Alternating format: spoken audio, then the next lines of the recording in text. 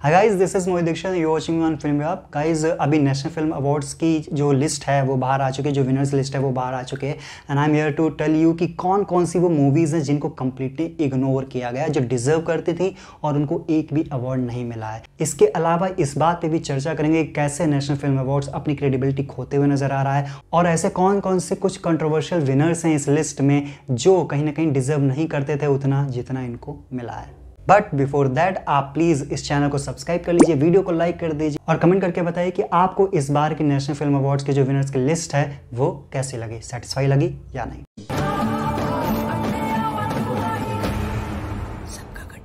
Guys, if you remember, एक वक्त हुआ करता था कि नेशनल फिल्म अवार्ड्स की इतनी ज़्यादा क्रेडिबिलिटी और ऑथेंटिसिटी होती थी कि स्टूडेंट्स और जो एग्ज़ाम एस्पिरेंट्स होते थे वो इनके बारे में पढ़ा करते थे कि कौन सी फिल्म ने कौन सा अवार्ड जीता है, कौन से एक्टर ने कौन सा अवार्ड जीता है। ये सारी चीज़ें पढ़ा करते हैं, ये सारी चीज़ें याद किया करते हैं ताकि एग्ज़ाम में हम लिख सकें।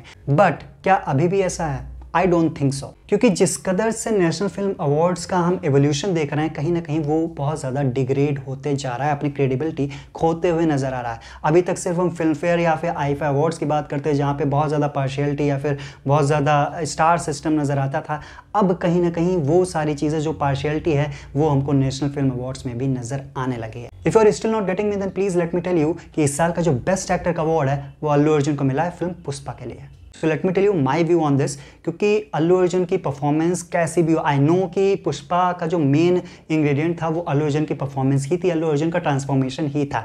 But if you are considering him for the best actor of national film award then you are missing something really important. सबसे पहले तो ये जान लो कि जो विनर्स लिस्ट अनाउंस हुई है ये 2021 और 2022 दोनों की कंबाइंड लिस्ट। अब अगर हम 2021 और 22 का कंबाइंड लिस्ट देखें एक्टर्स की, तो बहुत सारे ऐसे एक्टर्स हैं जिन्होंने बहुत ताबड़तोड़ परफॉर्मेंसेस दी हैं जो कि कहीं ना कहीं अल्लू अर्जुन से ज़्यादा इस अवार्ड के हकदार थे। मेरी चॉइस में अल्लू अर्जुन बिल्कुल भी डिजर्व नहीं करते बेस्ट एक्टर का अवार्ड। आई नो कि पुष्पा को बाकी आप कैटेगरीज में दे सकते हो अवार्ड, बट बेस्ट एक्टर के लिए तो बिल्कुल नहीं, क्योंकि बेस्ट एक्टर परफॉर्मेंस में अगर देखोगे तो सरदार उधम के लिए जो काम किया था विकी कौशल ने वो कमाल का था। मतलब इतना ज़्यादा माइंड ब्लोइंग काम था कि उसको आप इग्नोर ही नहीं कर सकते हो and he should be the top choice for this award. Vicky Kaushal के अलावा कुछ और भी रीजनल इंडस्ट्रीज के सुपरस्टार्स हैं जो कहीं ना कहीं इस अवार्ड को ज़्यादा डिजर्व करते थे अल्लू अर्जुन से। For example you can take Rishab Shetty from Kantara, but Kantara को बिल्कुल इग्नोर किया गया, एक भी अवार्ड नहीं दिया गया। यही कुछ हुआ है गरुण गमन ऋषभ बहाना के साथ। इस फिल्म को भी एक भी अवार्ड नहीं दिया गया है। ये कन्नड़ फिल्म थी और बहुत ज़्यादा पॉपुलर हुई थी, बहुत ज़्यादा हिट हुई थी और इस फिल्म में जो परफॉर्मेंस दी थी राजबीर शेट्टी ने वो कमाल के थे।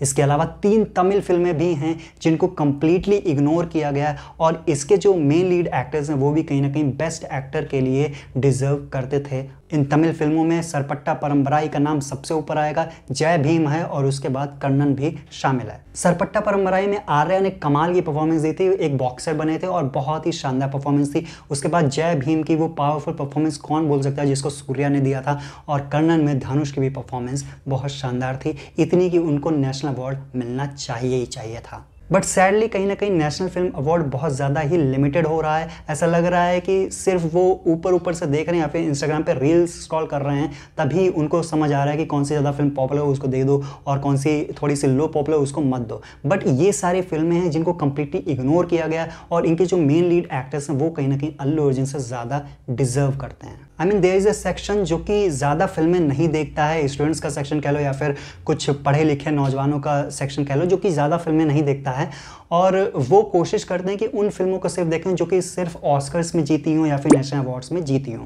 तो अब जब वो इस लिस्ट को देखेंगे तो उसमें जो टॉप का नाम आएगा वो अल्लू अर्जुन का नाम आएगा फॉर द पुष्पा। जब वो पुष्पा देखेंगे तब उनको समझ आएगा कि ओ माय गॉड, इस फिल्म को नेशनल फिल्म अवार्ड्स मिला है। आई मीन ऐसे तो फिर कल को टाइगर श्रॉफ को भी आप किसी भी फिल्म के लिए दे दोगे।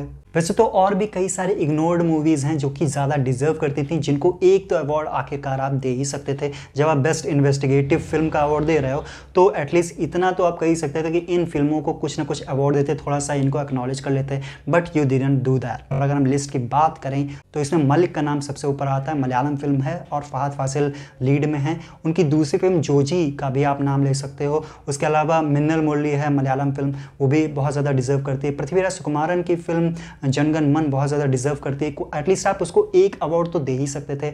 इसके अलावा अगर हम तेलुगु फिल्मों की बात करें तो सीतारमम भी एक कमाल की फिल्म थी, वो भी एक अवार्ड तो डिजर्व करती थी, बट आपने उसको अवार्ड नहीं दिया। And on top of that the great Indian kitchen, जो कि इतनी ज़्यादा पॉपुलर हुई थी, इतनी ज़्यादा क्रिटिकली अक्लेम हुई थी, उसको भी आपने एक भी अवार्ड नहीं दिया और कंप्लीटली इग्नोर किया। आई थिंक ये सारी फिल्में एटलीस्ट एक अवार्ड तो डिजर्व करती ही थी, इनको रिकॉग्नाइज तो करा जाना ही चाहिए था। अब हम बात करते हैं बेस्ट एक्ट्रेस के बारे में। बेस्ट एक्ट्रेस इस साल का जो है वो गंगूबाई काठियावाड़ी के लिए आलिया भट्ट को मिला है और मिमी फिल्म के लिए कृति सेनन को। आई ट्रूली बिलीव कि इन दोनों ने बहुत अच्छी परफॉर्मेंस दी है, अपने करियर की बेस्ट परफॉर्मेंस दी है और ये कहीं ना कहीं डिजर्व भी करते हैं इस अवार्ड को। बट इनके अलावा अगर आप हिंदी फिल्म इंडस्ट्री के अलावा और ज़्यादा देखोगे बाहर, तो बहुत सारी इनक्रेडिबल परफॉर्मेंसेस सामने आती हैं जो कि इस अवार्ड को डिजर्व करते थे। और इसमें जो सबसे पहला नाम सामने आता है वो है निमिषा साजियान का। द ग्रेट इंडियन किचन में उनकी आप परफॉर्मेंस देखिए और उसके बाद डिसाइड कीजिए कि क्या उनको इस फिल्म के लिए अवार्ड मिलना चाहिए था या नहीं। इसके अलावा अगर हम गार्गी फिल्म में साई पल्लवी की परफॉर्मेंस देखें तो वो भी कमाल के थे। बट इन फिल्मों के एक्टर्स की तो बात ही छोड़ दो, इन फिल्मों को भी कंप्लीटली इग्नोर किया गया और एक भी अवार्ड नहीं दिया गया। इसके अलावा अगर हम बेस्ट सपोर्टिंग एक्टर की बात करें तो पंकज त्रिपाठी को अवार्ड मिला है।